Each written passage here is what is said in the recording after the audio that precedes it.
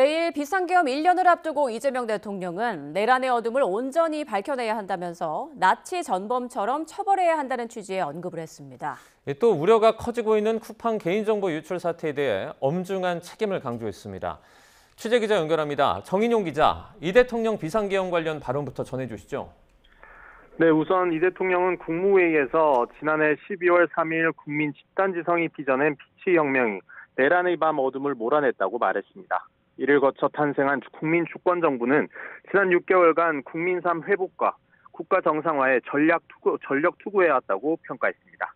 그러면서 매듭 지은 한미 관세 협상과 핵 추진 잠수함 건조 미국 승인, 그리고 민생경제 안정세 회복을 성과로 꼽았습니다. 무엇보다 비상계엄 극복 과정에서 확인된 우리 민주주의의 강인한 회복력은 세계 민주주의의 새로운 희망으로 평가받고 있다고 강조했습니다. 다만 여기서 멈추지 말아야 한다며 곳곳에 숨겨진 내란의 어둠을 온전히 밝혀내 진정으로 정의로운 국민통합의 문을 열어야 한다고 역설했습니다. 특히 이 대통령은 국가폭력범죄 공소시효 폐지 문제를 국무회의에서 언급하는 과정에서 비상계엄 처벌을 염두에 둔 발언도 했는데요. 군사 쿠데타 등 국가 권력으로 개인의 인권을 침해하는 데 대해서는 나치 전범을 처리하듯 영원히 살아있는 한 형사처벌하고 상속인들까지 끝까지 책임지게 해야 한다고 비판했습니다. 이 대통령은 내일 내란 청산 시민 대행진 행사에도 참여하기로 했는데 거듭 비상계엄 책임자, 가담자 단죄를 강조한 거란 해석이 나옵니다.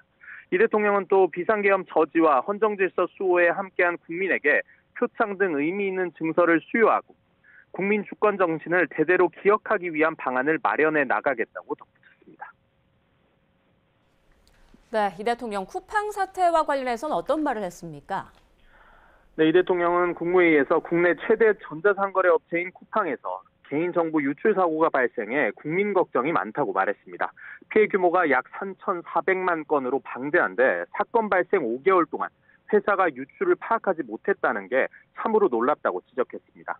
현재까지 조사 내용을 보면 지난 6월부터 고객정보 탈취 시도가 있었던 만큼 쿠팡이 이를 뒤늦게 인지한 걸 질타한 걸로 풀이됩니다.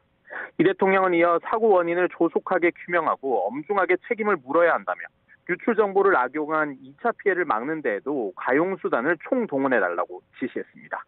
또 해외 사례들을 참고해 과징금을 강화하고 징벌적 손해배상 제도를 현실화하는 등 실질적 대책을 마련하라고 주문했습니다. 앞서 강훈식 대통령 비서실장 역시 어제 징벌적 손해배상 제도가 제대로 작동하지 않고 있다고 언급했는데 이 대통령이 여기에 힘을 실은 걸로 보입니다. 현재 징벌적 손해배상은 기업의 중과실과 피해자의 구체적인 손해가 입증돼야만 물릴 수 있어서 실효성이 낮다는 지적이 제기되고 있습니다. 대통령까지 이 문제를 거론하고 나선 만큼 관련 법 개정은 물론 피해자 보상 등에도 속도가 붙을 거란 전망이 나옵니다. 지금까지 용산 대통령실에서 전해드렸습니다.